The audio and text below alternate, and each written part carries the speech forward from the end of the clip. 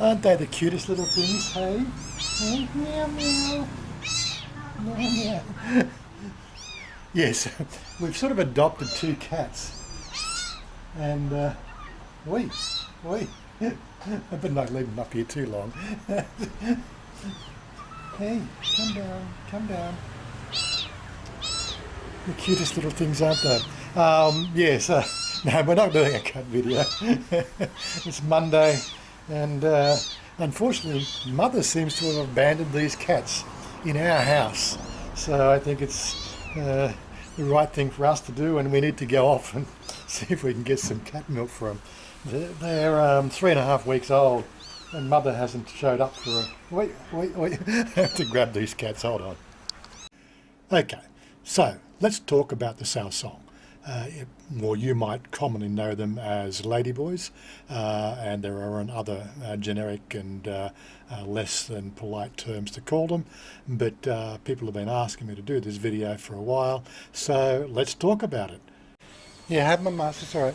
Yeah, so right at the bat, like if you're going to be one of those assholes that wants to have an issue with gender bullshit and say anything that I find unpleasant, you'll get an instant ban on the channel, so just keep it clean, guys. But we're going to have a sensible talk about this sort of issue because people want to know about it. And we're off to Sanamung Sao. You ready, darling? You ready, darling? You tell me, you ready? No, not ready? Put on the air condition. Oh my God. Okay, so we're off. See you when we get there. Okay, so where we're going to start with this bit of a conversation is that it's a conversation piece, and I do have this conversation quite regularly with a lot of people on a one-on-one basis when they come and ask questions. Right, just shot. Okay, so we got to go on here. Anyway, it's all right. We're trying to save some cats today, but we're going to talk about Ladyboys and Saao Song. Okay, first up. The questions that come up, that quite commonly come up, is well, to start with, what is a Saao Song? What would you call a Saao Song? Well, there's three basic types. There's what we call a pre-op. There's a post-op, and then there's a non-op. They're the three basic categories that we find here in Asia, and specifically in Thailand. The pre-op is a girl who's grown up, or when I say grown, a Saao Song or a ladyboy who's grown up pretty much all their life as a female. In Chanya's case, she was playing with dolls at the age of 3, and always around mum's legs and things like that in the kitchen. Never played with the typical boys games and the trucks and in the sandpit and all that sort of stuff. She did all the pretty things and wanted to put the makeup on and all that sort of stuff. So she's done that from a very, very early age. Now in her case, she's what we call a post-op, which means that she's gone through the whole gender reassignment, and in that she's every part a bit of a lady. She no longer has the anatomy of a male. So that's what we call a post-op. Pre-op is somebody who plans to have that operation and go all the way, but those operations are quite expensive. I think the current going rate here in Thailand without post-operative recuperation runs in about 130,000, 140,000 baht. You can do that sum and calculation yourself. And then of course the third type is a non-op. Generally the non-ops are the ones that prefer to stay genetically male. There's a certain thing about having your tackle removed. It takes I suppose a lot of bravery in some respects. But if you're dedicated to the process of change, then you deal with that, don't you? Okay, looks like we've got some goat milk powder. It's for cat and dog, it's for baby, okay? Same, yeah. So, there is a myriad of questions that people are asking all the time. I'm just trying to round it up into some sort of sensible sort of explanation. from a Westerner's point of view, they have a term that's used in the medical profession, or in most cases in the psychological profession, is gender dysphoria. That's basically what's going on when it comes to the psychological profiling, which I think helps for the Western society, but it really doesn't do much good for trying to explain where all the thought processes come from. It's just one of those sort of things. Some people just feel that they're born in the wrong body. Yes? Yep. She's a little bit apprehensive to talk about this sort of stuff, but we'll do our best and try to make it a bit fun as we go along. As for the correct terminology here in Thailand, it is specifically a Thai-centric sort of discussion. What we call them here in Thailand is a Saao Song, which basically translates in simple terms to a girl too. So Saao, female too. That's the sort of thing that people say, what would you ask people? How would you ask the identification process when you actually meet one or you suspect the girl is one? Well, that's going to be very difficult because most of the girls that are in transition, either pre-op and post-op, they will definitely sort of want to identify as female at every chance. So you'll probably sort of get a slap in the face if you start to say, "Are you a ladyboy?" or "Are you transsexual?" or "Are you transgender?" You get the idea? Are you a T-girl? These are sort of questions that you will invariably get a slap across the face if you're not careful. Now, quickly tell me, right? Many people want to know when they meet a ladyboy or a Saao Song, and they want to know, what would you say to the girl to find out if she real girl or she Saao Song? How would you ask somebody? I have many things for ask, but I don't know for people who lies and don't lie. Yeah, but what do you think? What do you think the best thing to ask? Or best thing for Saao Song. Yeah. But you want to start talking and you want to find out. Yeah, I tell you later. No, tell me now. I don't know to say too much voice here. Okay. I have too much story to talking. You sure? You sure? Very much. Very much. Okay. So as you can see, it's a complicated situation, and it's one of the things that I get most often asked about the situations is how to properly address a Saao Song in a conversation, just to chat up, find out a bit more about him. Well, invariably, in my case, when I met Chanya 11 and a half years ago, I didn't even ask. I just met somebody, and she looked pretty. She was taller. She had the more. Okay, hold on. Yeah, sorry about the interruptions. We are trying to do something. We're trying to get something done so she can get off to work. But yeah, so in my case specifically, and I can only really speak from my point of view, I instantly knew that she was a ladyboy. But again, that didn't matter. I just looked at the beauty, I looked at her smile, and I thought, I want to know who you are. I want to know more about you. And so we started talking, and one thing led to another. And to cut the long story short, we fell in love. Well, in my case, I pretty much fell in love from the moment I met her.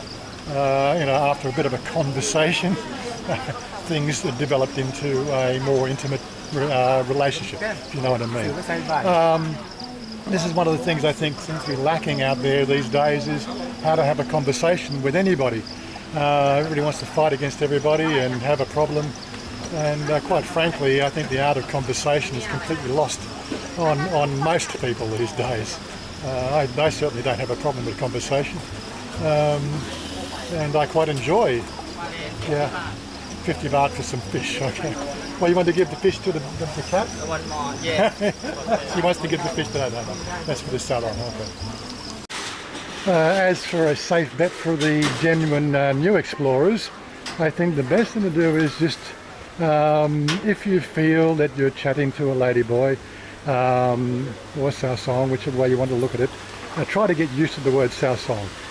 You'll find a lot less antagonism in general communication if you respect the gender that they choose to be, as opposed to, you know, what gender they were born as. That's usually just a recipe for disaster. But yeah, so strike up a conversation. What are the telltale signs? Well, actually, there are quite many. The first telltale sign is generally their height. They do tend to be a few inches taller than the average Thai girl. So if you're... Where are you going now? So if you're 5'9" like me, and she's got high heels on and she's sort of meeting you eye to eye, what? Gotta love life with the Thai girl. Yeah, so if she's meeting you eye to eye, well, that would be sort of putting, you know, that's a 1 point for yes, possibly. The second point you'd be looking for is the voice, which of course means, you know, start up a conversation. Hi, how are you? What's your name? Look, they do it all the time, you know. You go to these bars and so on and so forth, you know. Hi, what's your name? Where you stay? How long you stay in Thailand? Well, you know, join in the conversation. It's really sort of, it's just a way that they've been trained to talk to people. The best girls you'll meet, of course, are not so much around the bars, but more along the lines of shopping centres and markets. That's where they tend to, you know, the genuine girls tend to be. Yes, strike up a conversation, get to know them, ask them where they come from, all that sort of stuff. I guess the third point we can look at would be just their general demeanour and general beauty. The really nice ones, they go to such an extreme length to really be female, that it's almost like war makeup, for want of a better word. And they really make an extra effort to present as a female. So that's going to be another one of those points that you know, so that's number 3. Point number 4 is just generally as you're talking to them, apart from the voice, there is the Adam's apple. If they haven't gone through puberty, like, you know, Chanya was on what do you call it, hormones before she changed gender, so she didn't actually develop an Adam's apple. But that's usually another telltale sign, especially with the pre-op and the non-op, depending on when they make that choice of when they want to transition. Some will do it very early, some do it sort of, you know, as they reach adolescence.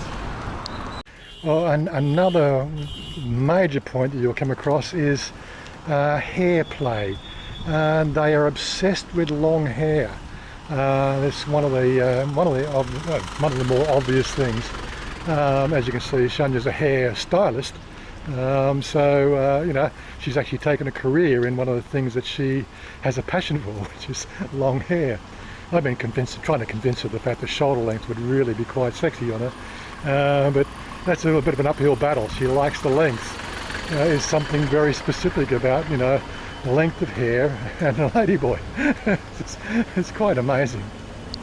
So darling, where are we off to now?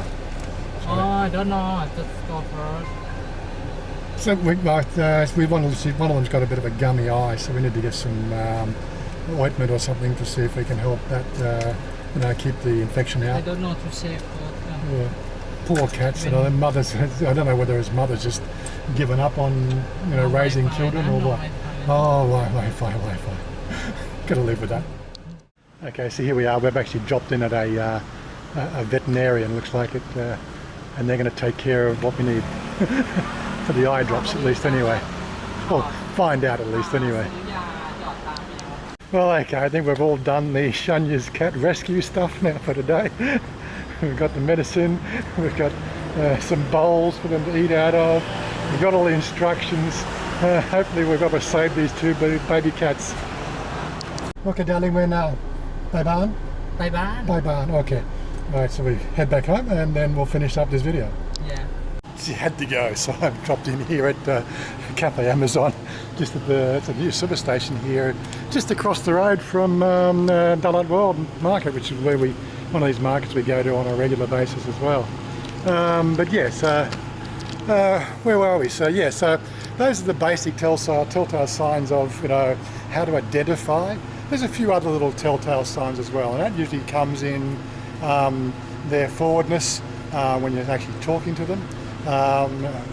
There's just a few little giveaways that you get used to as you become more familiar with the territory. But let's move on to another part of it. Look, before we move on to the next part of this discussion, if you want more of these videos and more discussion about these particular topics, I need to have questions. You need to ask questions that we can make future videos on. I tend to steer away from the topic because simply, you know, it is a topic that can get a lot of negativity because there's a lot of negative people out there in the world. Oh my God, don't even get me started. So it's really up to you. I can do more of this stuff. I would classify myself as a bit of an expert on the subject. I have been dating Chanya for 11 years. So I pretty much know the lay of the land and how things work in this particular area of gender equality, I think is probably the best word to describe it. Anyway, one of the things I did mention, of course, was hormones. You know, they do start to take hormones. This is something I've mentioned in a few videos before. It's a contentious subject. And it's probably one of the biggest differences between Thailand or this area in Southeast Asia compared to the Western world. The biggest problem we have in the Western world is the fact that the doctors want their pound of flesh or money. You know, the money makes the world go around. Anybody going through transition over here can walk into a chemist at any time in their life. I think up to about the age of 30, they need to have a parent to come with them, but they can walk into a chemist and basically ask for the hormones. That's the estrogen hormones to help them through, you know, combating the male change in life. Whereas in Australia, you've got to go through psychological profiling. And I'm pretty sure most Western societies, the doctors, as I said, want their pound of flesh. It is one of the biggest problems we get in Western society. This is probably one of the reasons why we see, you know, quite obviously, you know, the girls out there in regular public because they haven't been ostracised from the medical fraternity. And that's a big point which changes a lot of their persona when it comes between comparing the East with the West. Chanya is very reserved when it comes to talking about gender. You know, as I said, she prefers to be identified as a female.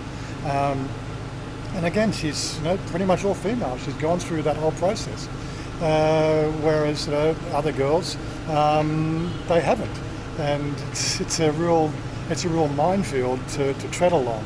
So it's one of those sort of things you are going to have to get used to. If you want to explore it, again, she doesn't want to really talk about it on camera too much, but you need to get to talk to these girls, right? Whether it's going to be right for you. Now, we're going to have a certain percentage of the male population going to be looking for the ones that don't want the operation. That's a real dicey subject because it's an area I really can't talk about because I haven't been in that sort of gender situation for quite some time. Back in the 80s when I was exploring these very difficult areas of gender dysphoria, I was exploring from the West perspective. So that information I've got is very old. I really don't know how it is these days. All I know is the fact that in Australia, anybody going through gender reassignment or gender issues, right, they are being victimised left, right and centre from the doctors, from the psychologists and from the general public. It's a real sort of shame.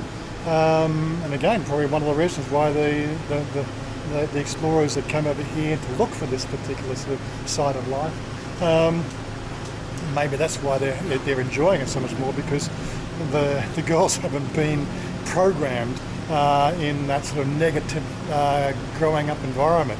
and that's one of the reasons why we find meeting these girls that you'll actually enjoy their relationship, because although they are genetically, what they call XY chromosome, they really present themselves very much more as female than what you would find in the West. Anyway, I'm going to grab my coffee now. She's finished in the bathroom. ขวดนมแม So ว all up, our little ขวดนมแม cat ว rescue จานแมว exercise cost us about, I think, 600 baht, ข maybe? วดนมแมว I didn't try to keep track of all that. So, what's that, 600 baht? Was it $30 Australian? To save the lives of 2 3-week-old kittens. Anyway, so where are we? I'm trying to compete with the volume. Back in a second.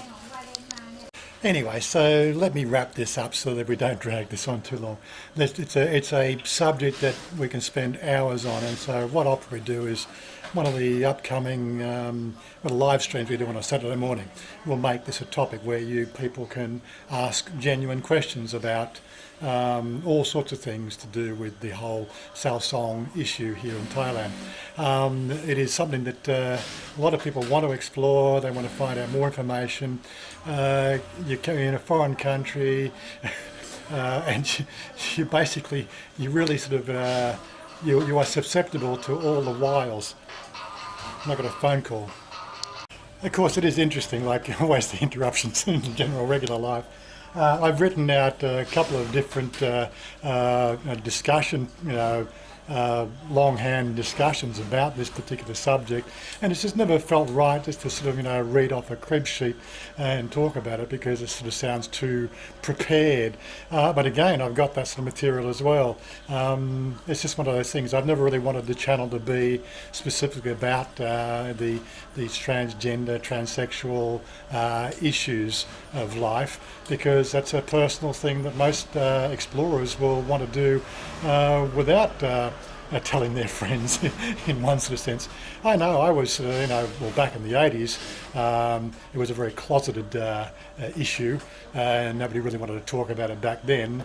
You had to be in the in crowd, and it was generally sort of not seen by the general public. It did exist, but it was like really, really in the closet. The sexual freedoms we have here in Thailand seem to bring that to a forefront. As I said, there's not so much negativity. There's also other issues to do with the fact that we have conscription here in the country, and in the conscription sort of era, when they turn, I think it's 19 or 20, I'm not quite sure what age it is, they specifically do not take anybody that's going through transition. They classify them as mentally unstable. So there is actually there is a proportion of the girls who actually just go through transition just to avoid being picked in the conscription issue, which can obviously sort of really sort of throw really muddy the waters when it comes to who is genuinely sort of going through transition. They're the good ones, and ones who are trying to avoid something else, which is another subject in itself, which we can also explore. But these are sort of things we can really sort of have an open discussion with on our live streams. So keep a lookout for that. It might be in a couple of weeks' time, depending on when this video is. So if this video is being watched, because this video will probably go and get 20,000-30,000 sort of views on it. So I don't know when you're going to be watching this, but if you look at the video sort of sequence, there will be a subsequent live stream on this subject a few weeks after when this video is published, which you can obviously go and review as well, just to see what the discussion topics is. But more to the point, it really is an open discussion. We can have a lot of discussion on it. As I said, the tire kickers and the homophobes. Well, as I said, as soon as they get their voice and sort of start on their little rants, they will just instantly get banned from the channel. So that's up to them if they really want to be banned. They can go and make new accounts. They just continue to be banned and continue to be banned. Right, it's one click and they're gone. They don't realise that. It really is. It's a no-brainer for me, and most people don't see their comments anyway. So it's really an exercise of futility for them anyway. But other than that, I do want to talk about it more because there are a lot of people that genuinely want to find out more information.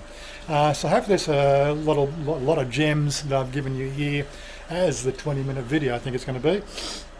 But there'll be more depending on your questions and your concerns in the comments section below or in the comments section on the website. We can definitely have more of a discussion, and I'm quite open to talk about these sort of issues one-on-one in our Discord channel, so you can also have plug in there and have a chat there. I know most people starting out really want to keep it quiet, and that's one of the things I think people are getting to know about me. It never goes past my lips if we're having a private discussion, and I don't call anybody out. It's one of those sort of things. I have a sort of a certain ethical standpoint on these issues, and I think that's what people are getting to know about me, and so people are starting to come and ask more of the sincere questions. So I want to put myself out there and to say I'm definitely available. Of course, I always give more priority to those that are Patreons and who have obviously given a little bit, little donations here and there. They also help me prioritise my time, although I am retired and I don't have much going on here. As money does talk. If you want to prioritise those questions, then a little bit of a kickback this way always sort of makes me filter through the rabble, for want of a better word, to the ones who are generally sort of trying to find out more information. That's the way it works, guys. I'm a treasure trove of information on this subject, and I've been involved in the community for quite some time, not just with Chanya, but back in my early years when I was a bit of a rebel. I've got a lot of information to share with people, and it's up to you guys if you want to find out. So hit that like, guys, hit the subscribe if you're not subscribed already. Again, share this video with your friends or with your community. If you've got specific Reddit channels, share this video on your Reddit channels. It depends on what you want to do. Get it out there. It's up to you guys. This is what makes these videos go viral, is getting you involved in thinking the fact that is there value, there's good information here, and that you find useful and you find might be useful to friends that you can associate with. And of course, it'll more than likely get shared amongst the homophobe Reddit channels, but hey, a view's a view. You know how it goes. Anyway, I'm going to leave you with that, and we'll catch up with you guys later. Bye for now, and stay cool, guys. We'll see you next time. I want you to